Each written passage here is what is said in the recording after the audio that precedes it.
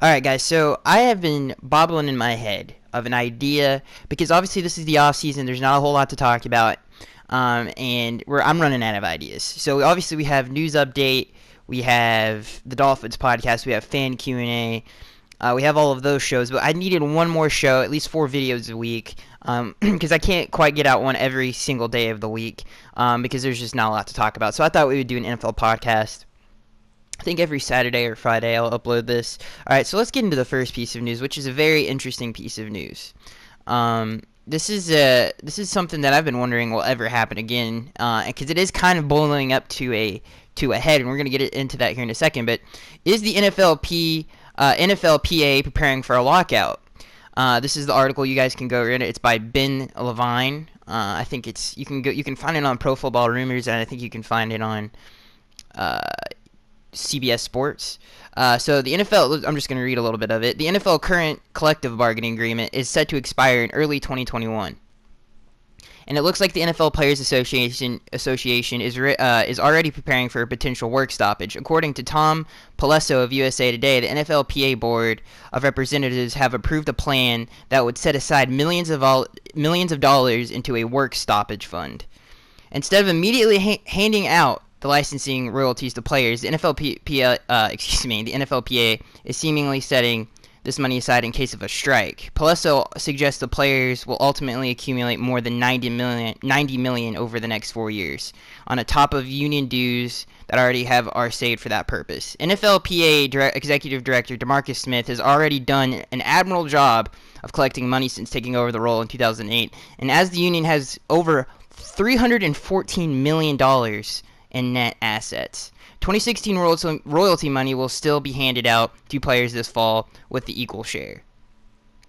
So this is obviously boiling to a head, I think. I mean, Roger Goodell, the one thing I hate about Roger Goodell is he's an owner's commissioner. He's not a player's commissioner. I don't even think he's a fan commissioner necessarily.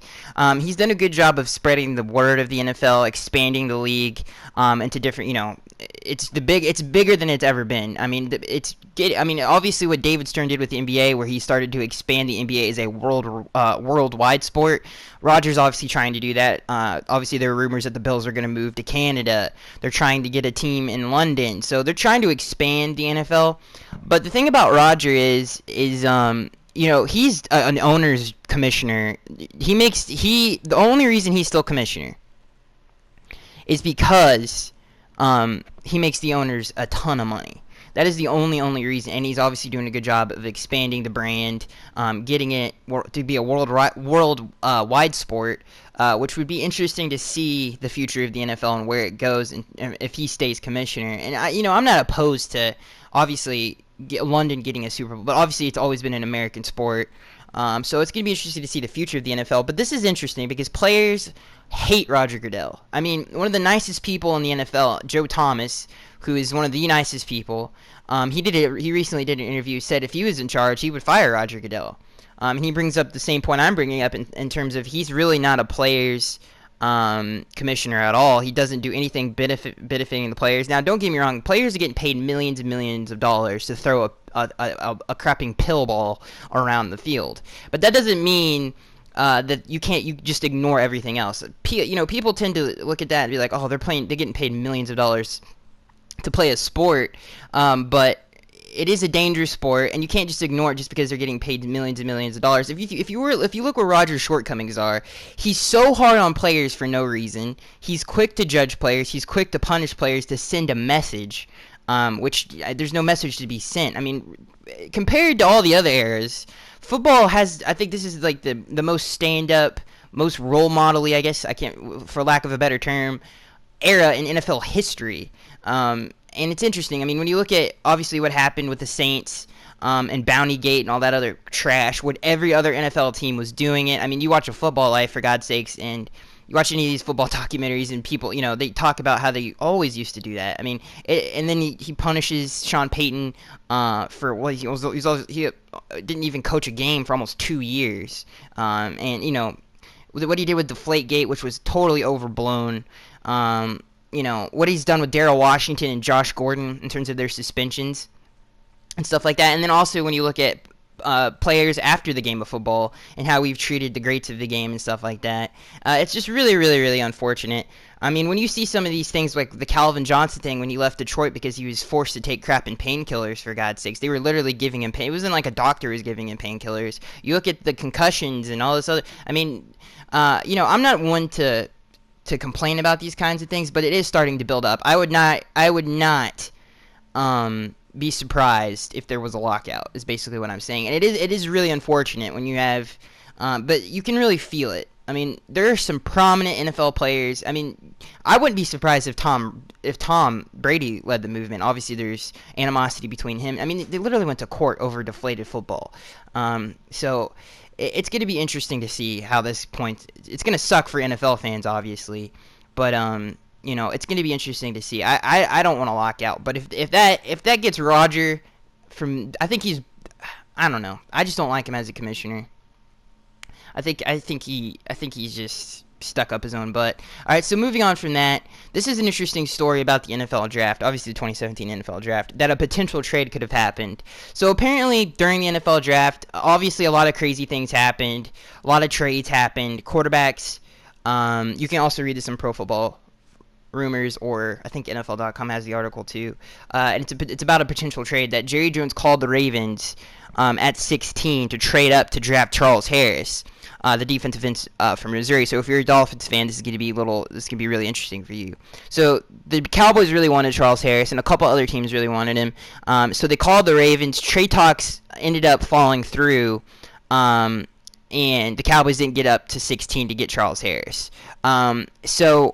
Obviously, one of the bigger reasons for that was because of the crazy, first of all, the crazy falls with Malik Hooker, and Jonathan Allen. That really affected the trade talks. And then obviously you look at everybody trading up to get a quarterback.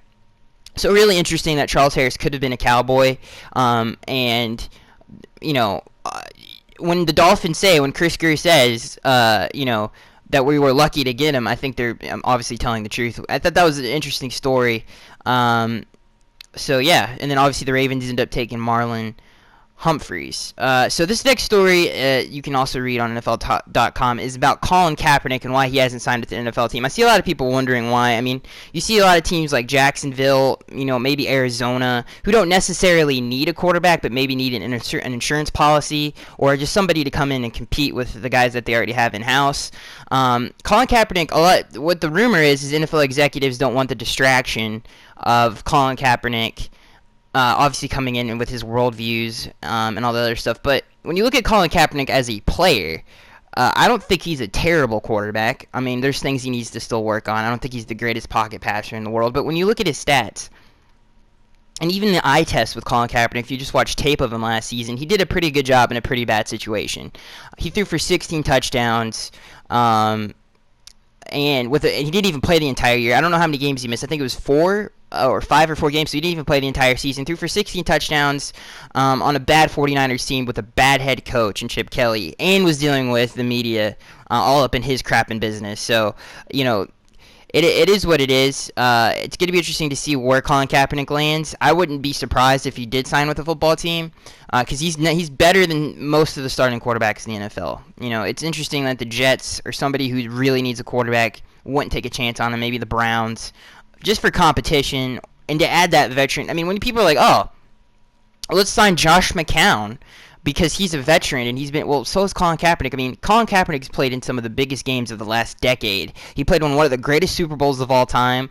Obviously, it was one of the weirdest calls of all time when he threw the ball up to Michael Crabtree in the corner of the end zone, and obviously he was part of one of the biggest, greatest playoff performances I've ever seen. I think it was the NFC Championship game against the Green Bay Packers, when the read option was really popular, and we had all these athletic quarterbacks using it, like Russell Wilson in his first season. And then you see Colin Kaepernick, obviously unseat Alex Smith, and just had one heck of a playoff run. So he's been in a lot of big games, so I wouldn't be surprised if somebody picked him up. He's a playmaker still. Like I said, he had pretty dang good stats on a pretty dang bad football team. But his system was a quarterback-friendly system, so it's going to be interesting to see. It is interesting. All right, so this next story comes from Bucky Brooks of NFL.com. Is Sam Bradford ready for a breakout year? Absolutely not. Okay, first of all, I can't remember. I think he broke the record for completion percentage in a year because his off. First of all, this man is Mr. Checkdown. Okay, Sam Bradford is Mr. Checkdown. Now that the team that he's on with the Minnesota Vikings, obviously they just signed Dalvin Cook, or excuse me, drafted Dalvin Cook, and they signed Latavius Murray. They brought him in. They tried to do. I think they signed Mike Rimmers for the Carolina Panthers. They've moved some pieces around on that offensive line. I don't think it's improved. Mike Rimmers is one of the worst offensive linemen I've ever seen in my life. And they obviously drafted a couple interior offensive linemen this past draft.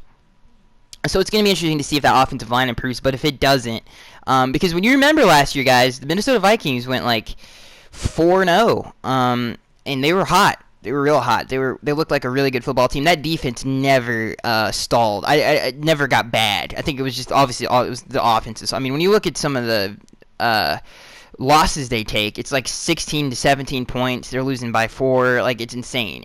So I think Sam Bradford has to have. Obviously, he's a stationary quarterback. He's not the most athletic guy. So he has to have those pieces around him, and they really don't have a good offensive line. I like Stephon Diggs a lot. Hopefully Laquan Treadwell proves not to be a bust, which I doubt. Obviously Dalvin Cook could be in the running for offensive MVP. It's going to be interesting to see an Adrian Peterson-less Minnesota Vikings, who's carried the mantle of that offense for many years now. I mean, if you've been a 10 plus year fan of the NFL, it's gonna be interesting. It's gonna be weird to see AP not in a Vikings uniform and how much I mean, that one year where he almost broke Eric Dickerson's record, carried that team, put that team on his back, and almost brought him to the playoffs. Almost had a close game against the Packers in the wild card round. So that's going to be interesting to see where that team is. Obviously, they have a sick defense with Everson Griffin, Xavier Howard, Harrison Smith, Anthony Barr, Eric Kendricks, Linval Joseph. They've got a really good defense. So it's going to be interesting see that team if they're going to be vying for that NFC North crown. But can Sam Bradford crack the top 10 with that offense? I don't know. I don't think so. I wouldn't say he would. All right, so let's move on here. Let's see. All right, Malik Jackson says Jags Doug Monroe not taking any I guess he's in charge now. So obviously what the Jacksonville Jaguars have done is interesting too, because the AFC is so stacked. And when you look at the AFC, it's extremely deep. It's way more talented than the NFC. When you look at the Tennessee Titans, and in my opinion, they're the most dangerous team if Marcus Mariota is okay. Obviously, he broke his leg, and he had 20. I think he's never settled for a field goal in the red zone. He's undefeated in the red zone, and he had 25 touchdowns. He was looking like not a whole lot of weapons around him in terms of receive. I mean, he obviously had Delaney Walker, and that run game really helped him out with that offensive line, which is probably the most intimidating offensive line in the NFL. But the Titans are really. Their defense is still atrocious in terms of their secondary. I don't think it's going to be. It's going to be interesting how much they have improved in terms of that. Obviously, they have Dick LeBeau down there. So it's going to be interesting to see where that team goes, because obviously they drafted Corey Davis, and they were 9-17 that had 2 picks in the first round, which is dangerous alone. And they have one of the best backfields in the NFL in Derrick Henry and DeMarco Murray. That AFC South division has improved tremendously. And, with the Texans, Colts, obviously Andrew Luck. That team is probably the worst in terms of talent in their division, which is interesting. That just blows my mind even thinking about that. It's insane. And then obviously, like I said, the Texans. Hopefully Deshaun Watson works out down there. But the AFC is just so talented. The AFC South was by far the worst division in football, and they have turned it around pretty good. Then when you look at the AFC West with the Raiders and Chiefs, the Chargers, who had an insane draft with getting Ben Finney and Forrest Lamp, which were two of the best guards in the draft. And then you got Mike Williams on the outside now and Antonio Gates. So the AFC is so stacked. And what I hate to hear, now this is not disparaging anybody or your team, but when I hear stuff like the Jacksonville Jaguars are going to take that next step, and they haven't even proven anything yet. They haven't had a winning season, not even close to a winning season, since Blake Bortles has been there. it just kind of frustrates me. It's like, okay, then prove it first. I don't care what you have on paper. I mean, yeah, when you look at the Jacksonville Jaguars, their offense is very, very talented with Allen Hurns on the outside, Allen Robinson. You got Leonard Fournette in the backfield. Obviously, they have a mystery at tight end. They got rid of Julius Thomas, but Blake Bortles last season, I don't know what it is about that team. They were very talented last season. They were at least an 8-8 football team, or at least a 7-9 team. They were at least competitive. Maybe it was, Gus Bradley really was that bad of a coach. Who knows? But that team was extremely talented. And I think Gus's defensive scheme is really good. So it's going to be interesting to see. I mean, Doug Marrone, great. He's a great coach. I mean, if you're a Dolphins fan or AFC East fan of any kind, he did a really good job with the Buffalo Bills. If it wasn't for their dysfunction as an organization, he probably would still be the Bills coach. So he's a good coach. It's gonna be interesting to see what the Jacksonville Jaguars do. But I'm not gonna be jumping on that. I'm not gonna be sitting here saying that this team's gonna be all that. I mean, obviously their defense, Jalen Ramsey, Malik Jackson. Hopefully Dante Fowler can come back and be healthy. They drafted Miles Jack. I mean, they have some seriously good young talent on that defense. It's just gonna be interesting to see what they do.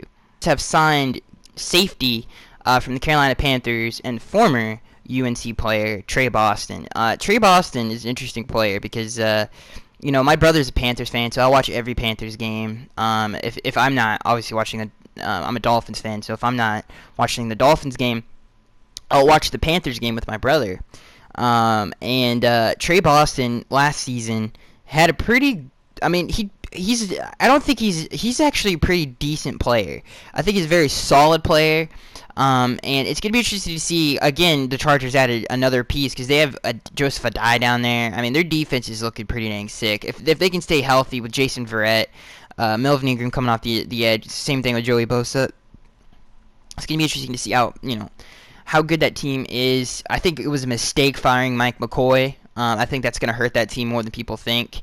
I think if they kept Mike McCoy in-house for this turnaround, because it wasn't his fault that team sucked so bad. Not everybody can be an Adam Gase and bring a team that's injured that badly to the playoffs, okay? Mike McCoy had a really bad injured football team. So the Chargers sign another solid player. It's going to be interesting to see, how that goes. All right, this next piece of news is about the New England Patriots, and the Patriots have extended David Andrews, the center, for them. Obviously, David is a really, really, really, really solid center. They've extended him through 2020. I think his contract's worth up to $11 million. It's going to be interesting to see. I'm a Dolphins fan, so you guys can take this with a grain of salt. But when you look at Tom Brady, it's going to be interesting to see how long this man can do it. Obviously, I think the only two quarterbacks I can really think of that come to mind right away when I think of players who've played into their 40s and could still do it at a high level at the quarterback position. I mean, obviously Peyton Manning's body broke down, so he obviously we've seen one of the greatest quarterbacks to ever live. He couldn't do it. Obviously, Tom's getting into his 40s. The only other two quarterbacks I've ever seen do that was Kurt Warner and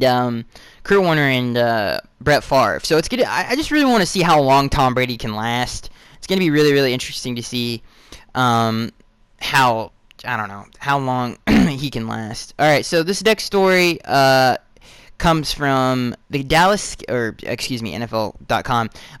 Dallas Cowboys linebacker Rolando McClain was arrested. Obviously, Rolando McClain, he had one season when they obviously when Tom Brady got hurt, Tony Romo got hurt, and they were awful. But dude, he looked really good at middle linebacker. Rolando McClain has shown flashes of a very, very, very good linebacker. I mean, he's a big guy, super athletic. So that's unfortunate for the Cowboys. Their defense just got a little bit worse. And that's unfortunate. The same thing about the Cowboys is the NFC East is gotten a whole lot better. I think the Eagles are a sleeper team. I think the additions of Alshon Jeffrey and Torrey Smith is really going to help Jordan Matthews out a lot, who's been one of the better slot receivers in the NFL for a very, very long time. He's been one of the most underrated receivers in the NFL for a very, very long time. So he's not necessarily a number one guy, but it's going to be interesting to see. I think Jordan Matthews is going to have a breakout year with Carson Wentz at the helm, because he's a very underrated receiver. It's gonna be interesting to see how that NFC East turns out, because I think the Dallas Cowboys, compared to the other teams, haven't really gotten all that much better. Obviously, they lost Doug Free to retirement.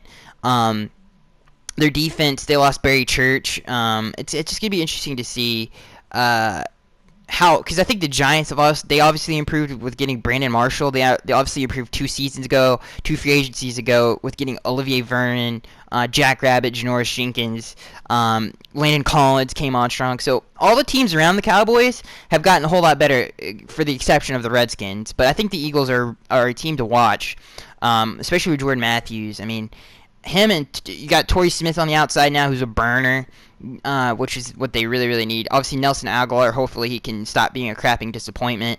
So it's going to be interesting to see. The Eagles are a very interesting team. This next news story comes from the Chicago Bears, and the Chicago Bears are to meet with Victor Cruz. So I just want to, talk about Victor Cruz for a second here. I think Victor Cruz still has a lot left in him. I did a video about should the Miami Dolphins sign Victor Cruz. Victor Cruz still has, which absolutely they shouldn't, but Victor Cruz has a lot left in him. I think, especially with how much the Bears lost. I mean, they lost their best receiver now, Sean Jeffrey. Kevin White has been an absolute crapping disappointment. So it's going to be interesting to see. He's supposed to meet with the Jacksonville Jaguars and the Baltimore Ravens. Victor Cruz, I think, still has a lot left in him. I think he had a really good season last season. I think he had 700 plus yards receiving, or maybe even had more than that. And he was not 100% healthy.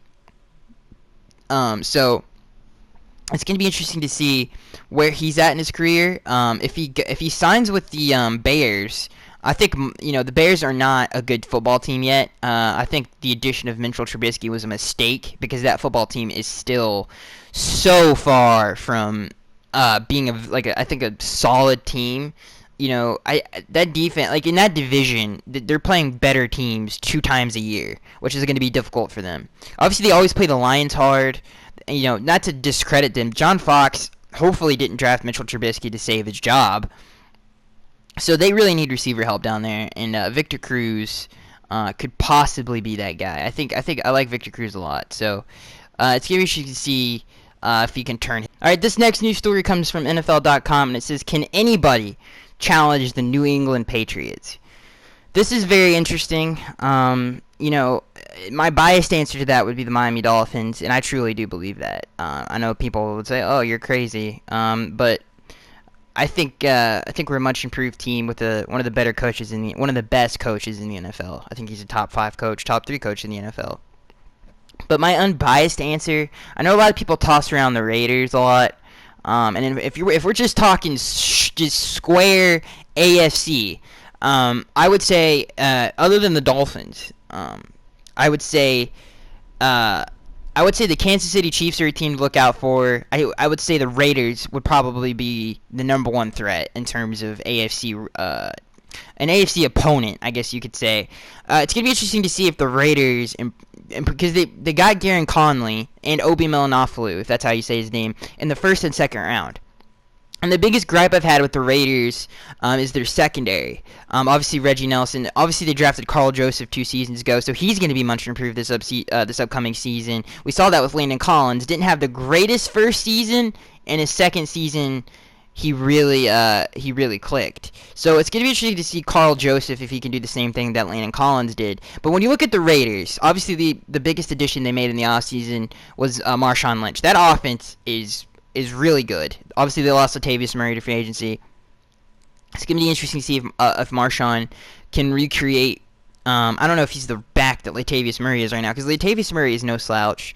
And you look at that team, the secondary and the linebackers, I think, still need to improve. They have a rookie corner who they're going to rely a lot on this upcoming season. Other than that, they have DJ Hayden, David Anderson on that roster, so those guys aren't great. That secondary is not all there. That defense is not all there. Obviously, the Mack attack, Khalil Mack and Bruce Irvin coming off the other side, those 2 guys can disrupt any kind of game plan. But when you look at, I think the sleeper team that can challenge the Patriots is the Kansas City Chiefs. I think the Kansas City Chiefs, I know they got a lot of crap for drafting Pat Mahomes, and obviously Alex Smith has been known to be not a game breaker, but not a game changer kind of a quarterback, but he's been known to be I guess the definition of a game manager, not really being a playmaker. He missed a lot of big throws against the Steelers in the AFC divisional playoff round. A lot of people were wide open, and he just missed them. But I think that defense is something to be feared in the AFC. I think, especially with Andy Reid coaching them, they got so close last season. And then you look at the Pittsburgh Steelers. You look at the Pittsburgh Steelers, who got better. I think their defense is better than the Raiders. I think their offense is better than the Raiders. You look at Martavis Bryant, who's a number one wide receiver. You look at Antonio Brown, who's probably the best receiver in the NFL. You look at Eli Rogers, who had a really good season last season. Not enough people are talking about Eli Rogers. You look at their offensive line, which is one of the best in the NFL. David DeCastro, Alejandro Villanueva, Marquise Pouncey. You look at Le'Veon Bell in the backfield. You look at D'Angelo Williams backing him up. And then you got a Hall of Fame quarterback in Big Ben Roethlisberger commanding that offense. You look at their defense with James Harrison, who's the ageless wonder. Bud Dupree, who's looking like he's going to have a breakout season this upcoming season. Cam Hayward. I mean, the list goes on and on and on. Stephon Tuitt. Then you got Ryan Shazier on the back with Mike Mitchell and hopefully Artie Burns can, for them, well, I'm not saying hopefully because I'm a Dolphins fan, but, he looks like he's going to have a better second season. So if I had to pick a team that was going to challenge the Patriots, it would definitely be the Pittsburgh Steelers. I think they definitely can do it, especially with that offense. I mean, it's going to be, I think that's the toughest offense to stop, especially when you have Eli Rogers, because when you have to guard Martavis Bryant and Antonio Brown, and then you have Eli Rogers, I mean and then you have Jesse James at tight. I mean that's pretty dang good. Darius Green, who they hope can have a healthy season. So they have two really good tight ends, one heck of an offensive line, probably the best back in the NFL. So it's gonna be interesting to see. I'm sick and tired of hearing the Patriots. I am really sick and tired of hearing that, because the AFC is pretty talented this upcoming season. Like I said, the worst division in the AFC got a whole lot better, and it's gonna be really interesting to see how it all shakes out. So that's going to be it, guys. I am Skyx83. I need topics to talk about for the next podcast, for the next NFL. So if you have any NFL questions, leave that down in the comment section below for topics for the next one we do. I guess it'll be like an NFL Q&A segment that we will add to this to make it longer. There wasn't a lot to talk about. Obviously, it's the NFL off season. So that is going to be it, guys. I am Skyx83, and I will see you guys in the next one.